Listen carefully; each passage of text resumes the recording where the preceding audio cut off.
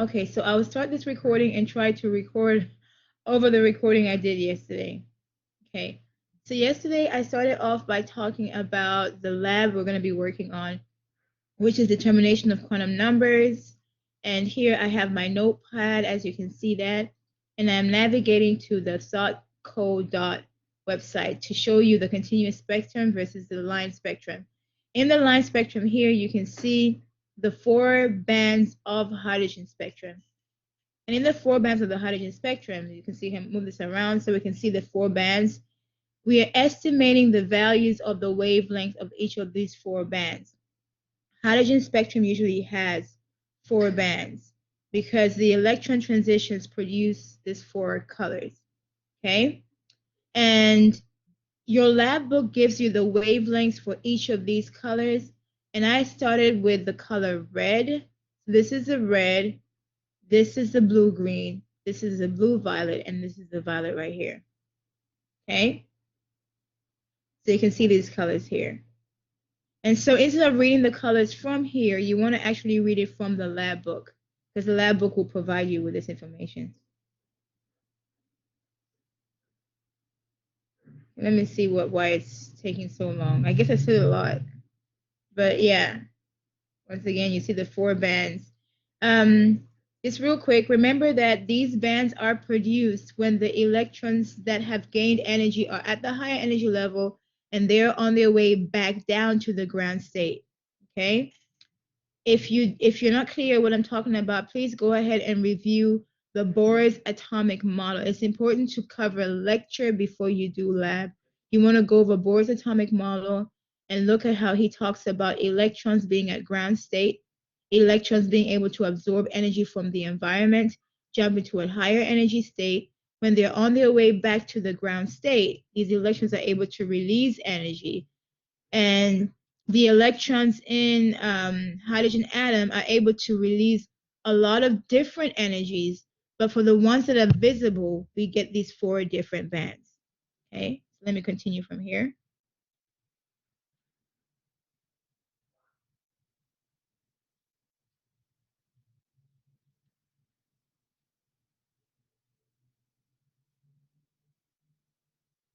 Okay, so we can see right here that the red color in the picture corresponds with the wavelength we have right here. And the wavelength we're seeing is 656.2 nanometers. Please notice all these wavelengths in the horizontal axis of the spectrum are listed in nanometers. Once again, do not use this picture here to estimate the nanometers. You want to use the paragraph that was provided for you in your lab book. Okay, and that will give you this information here. So I told you get the wavelengths of the line spectra from online resource or textbook or even the lab. I don't know what the page number is because I left my lab book at work, but your lab does have these wavelengths listed in accordance with the colors. Okay, I just copied one for you here. You want to go back and find the others. So now that we're done with that, we then move on to the calculation. So I'm going to scroll this down here a little bit. I recorded this yesterday, and apparently I forgot to turn on the mic, so there was no mic. There was no sound recorded, so I'm just doing a voiceover right now. Okay, once we have this, we now want to calculate the frequency. So as you can see here, hold on a second, I'm not ready yet. As you can see here, the first table wants you to record the wavelengths of each color that you're going to be seeing. And then the next table wants you to record the line frequency. So I started off by recording the line color red, which comes from down here, and then the line wavelength, which is the number I have right here. Okay, I'm only working out the first line for you. That way you're able to work on the other ones by yourself, the other 3. We now have to convert the wavelength from nanometers into the line frequency in per second. And you can see the unit right here. The line frequency is 1/second. That's the unit. In order for us to do that, you have to use the formula I'm writing here on the left. That formula is this symbol here. It looks like a V, but it stands for frequency. It has the units 1/second, and that's equal to C. C is the speed of light, and it's provided for you down here, as you can see. 3.0 times 10 power 8 over the wavelength. Okay, so this is the formula provided here, and we're going to use that formula to figure out the frequency of that color red. Okay, you have to use the wavelength provided up here on the bottom, but you can't use this number in this form because the wavelength down here has to be in meters like I showed. Okay, so we have to convert this top number into meters so the units map out to each other. You can see frequency is one of a second or per second. Wavelength is meters, and then speed of light is meters per second. You can see these map into each other. Seconds, seconds, meters, meters. So we need to convert meters or nanometers into meters. And I'm about to do that and show you how I do that. Right, that's our objective. For this part, you need a converter, right?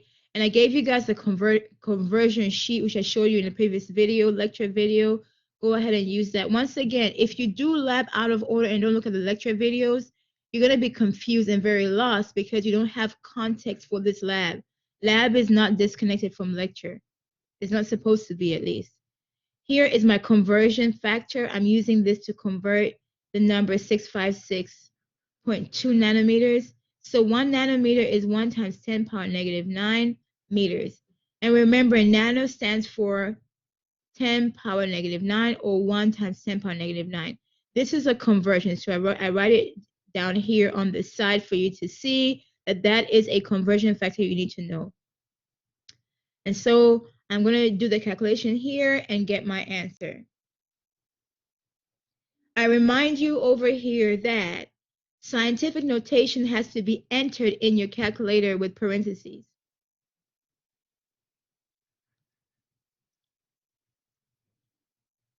Okay? And so I'm showing you how to input this in your calculator. Input it like this. 1, if you have the EE or EXP button, press 1, EE, the negative positive button, and then 9. That will give you 1 times 10 power 9. Okay? And then don't forget to use parentheses around this number. So open parentheses 1, EE, positive, negative to get the negative sign. And this is going to be 9. And this will translate into this number right here. And this is the part where I tried to use my calculator and I was having issues and I couldn't get to use it. So I stalled for a little while. Let me see if I can run through here and get to. I hope I didn't go too far forward. Okay. I gave up and I decided to go and Google calculator online, and I'm going to be using that instead. So here I'm going to be inputting the number 656.2, right? And I'm multiplying this by, see how I use parentheses? I always use parentheses around my scientific notation to make sure that I'm getting the numbers I need to get. That way the calculator interprets the numbers very well. And here in the calculator, as you can see, we use EXP for the exponent, and this is my number. Now I have my value of wavelength in meters. I'm going to take that and put that back in the notes and use that wavelength in the correct units I have. You can see that right here. Okay, from this number to that number. Now that I have this, I can use this number right here back up here. And since I have all these writings right here, I actually wrote it on the bottom. I rewrote this equation again. Frequency equal to, now I'm actually plugging in the number, the speed of light, which is always a constant, always this number, divided by the wavelengths in meters. I got the wavelength converted to meters, so I'm going to be using it, the number in this form right there. Times 10 power negative 7 meters. Now you can see how the meters will cancel out and leave my answer in per second or 1 over second. Frequency has a unit of 1 over second. So since I have my math set up right, I can actually go ahead and perform the calculations. I don't like working on calculations if the units don't work out. There's no point. It's just a lot of work for nothing. See how I put the parentheses around here to make sure that these numbers are seen as scientific. So on the right, I'm setting this up. 3e, e stands for exponent, times 10 power 8. So that's how I input this in the calculator. You can see me putting this right here, power -7. Feel free to rewind to see this over again. This exponent is times 10 power in this online calculator. And when I work it out, I get this answer right here. So this will then be 4.57 times 10 power 14. Okay, and I'm writing over here. Remember the E, the little e stands for times 10 power. And the 14 is positive, so I leave it as this. This is my frequency, my line frequency for the color red. And so this number gets put in the table once I'm done here. So once again, I'm showing you how to interpret that number. And now I scroll back. And we're going to go over to the second table, data table 2, and see if we can find our frequency. And our frequency is there, 4.57 times 10 power 14. I rounded it down a little bit, okay? And so we move on to 3A. 3A, we're asked to calculate RH over H. RH is called Rydberg's constant. It's the constant given to you in your lab manual, and this is the value right here, 2.18 times 10 power negative 18 joules. H is Planck's constant. Its value is 6.626 times 10 power negative 34 joules second. So we are asked to calculate RH over H, okay? And so I took these values out of the lab report or the lab instructions to have them right here so I can show you how this works out. And it looks like right here, we're going to be going in there and once again, figuring these out. Having these numbers, go ahead and set them up in your equation, like you can see right here, and then cancel out the units. And it should actually end up with the same unit you had up here, which is 1 over second or per second. So I put the Rydberg's constant as a numerator, the Planck's constant as a denominator, and I divide these two numbers, as you can see. I cancel out the units again. My units should end up as 1 over seconds, which is what the ultimate unit of the frequency will be.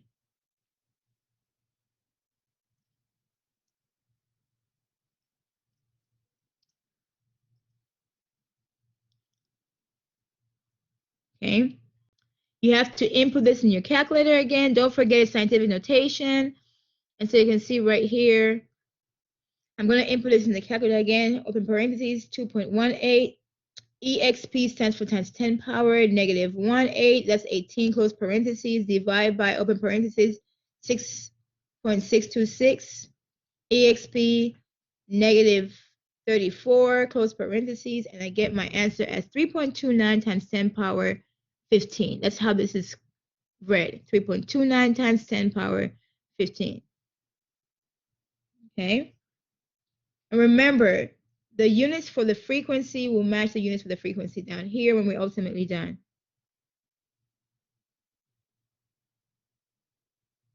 So I correct myself. I made a mistake. I correct myself and continue with the process of solving for the transitions of the electrons. Okay. So you can see me scrolling down here, and let's see. The data table 3 shows you all the possible transitions you can have inside the hydrogen atom. Some of them produce visible light, some of them don't. So the ones that we see are the ones that produce a visible light, right? We just calculated the RH over H, which goes over here. Please notice throughout the whole column, the RH over H is the same number. So you just copy it over and over again. To get this part here, we have to know, because it sees 1 over, hold on a second, let me pause. It's 1 over Ni squared minus 1 over Nf squared. You have to take the Ni and the Nf provided on the left and plug them in this bottom denominator right here to get the difference. That's what I'm doing. I'm starting with the first one, the Ni of 1 and Nf of 2. I'm going to be showing you. So, oh, I took a moment to explain what the Ni and Nf values mean.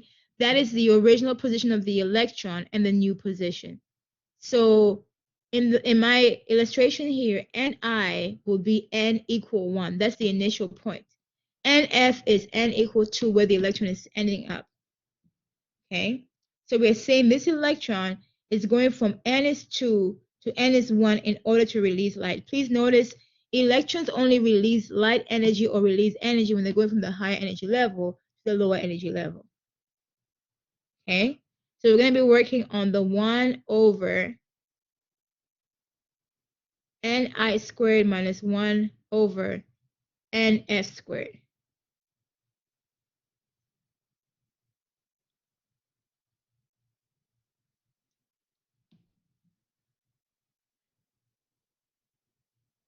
Okay, so it shows us how we set this up in our calculator.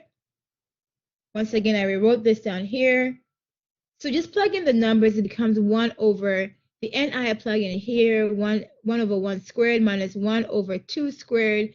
And I had to find a way to put that in the calculator so it works out. My calculator has fractions, so it's so much easier for me to set this up in my calculator.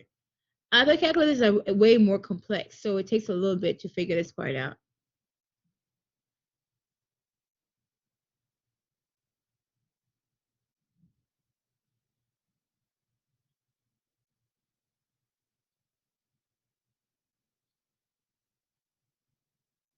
I see myself trying to find, let me see if I can forward it a little bit.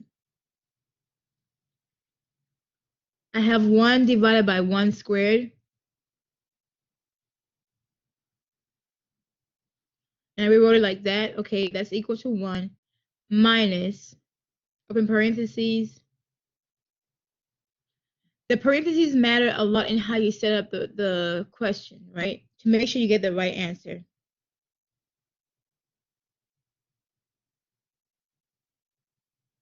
So I figured out how to set it up when the base wasn't a regular, like when the base was not 1. I figured out how to set this up.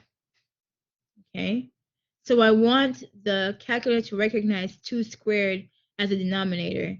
And look at that. When I set it up correctly, it does work out. And the difference between 1 over Ni squared minus 1 over Nf squared is essentially 0.5. You want to write your decimal to 3 decimal places at least. 2 to 3. Okay. So you can see here that I do get the difference. And I go back to the book, or I guess at least the lab report, and that's how I got the 0.75. See that? And then to get our final column, our third column that we have to finish out or work out, you multiply the 0.75 by the 3.29 times 10 power negative 15. Don't forget to use your parentheses. And when you use your parentheses, you should get this answer. So, because look at this. This is essentially RH over H, which is this number, multiplied by this number. So column 3 that you are filling out is the same as column 1 times column 2. And that should give you column 3. Okay? In the end, when you're done, you want to go ahead and compare, because you're going to be filling up the whole table. Compare all the frequencies you have here with the frequencies you have on the top. Oh, I remember I did this part here. I was trying to kind of look at this, and I was writing. I didn't realize that it wasn't showing on the screen. So once again, once you get this table here, this table will show you all the possible frequencies that are produced in the hydrogen atom, when the electron goes from a higher energy level to a lower energy level. So what we are solving for in this last column is a frequency. And so for a moment, please notice the frequency we get here, we'll compare it to the line frequency above. So theoretically, this last column here is also a line frequency. We're comparing all of these frequencies with the frequencies we get here.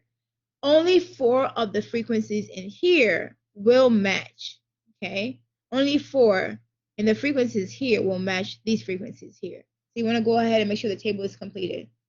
But we only see 4 of all the available frequencies, right? Because only 4 of those frequencies are from visible light. So the next part, I'm going to show you how I get the, let's see. Right, I was explaining that here. I'm showing you how I get the Ni and NF value. So for me to get that, I'm going to give you a hypothetical example and say, let's say, oh, I see how I made a mistake here. Oh, that's okay. Let me see. I don't remember if this part here was a mistake, but let's say from energy level 1 to energy level 3 or 3 to 1, we got this calculated frequency, 4.57 times 10 power 14. Okay? That's not the actual value. I'm just giving a fictional value to make a point. And so remember, in the end, you're going to compare the frequencies you got here to the frequency you have here. So let's say this frequency from 1 to 3 matches the previous frequency we have. And I can say over here that the transition that produces the color red is from 1 to 3. Okay, I didn't make a mistake. I thought I wrote 1 to 2. It goes from 1 to 3, right? Because red, if you go back here, you see that, let me go back a little bit. Because red has a frequency that matches the transition of the electron from 1 to 3. So I'm going to write here 1 to 3. That movement produces the color red. Okay? You want to find out what movement actually produces the color red, what transition produces the color red, what transition produces the color blue-green, what transition produces the color blue-violet, and then finally, what transition produces the color violet. And then once you have that data table 4 done, you're going to draw your transition after you label your energy levels, go through label them n is equal to 1, n is equal to 2. This is Bohr's model, and Bohr talks about the different energy levels that are the orbits where the electrons are found. You want to illustrate based on this example of, this is not correct by the way, of this example I provided, you want to show the electron moving from energy level 3 to 1 in order to produce the color red. Okay, so this is essentially how you do your lab. That if the electron goes from 3 to 1, the color red is produced. And when you're done showing all your 4 transitions, the lab is essentially done. Okay? And this is showing us how we get those different colors, those 4 bands from the element hydrogen. Okay?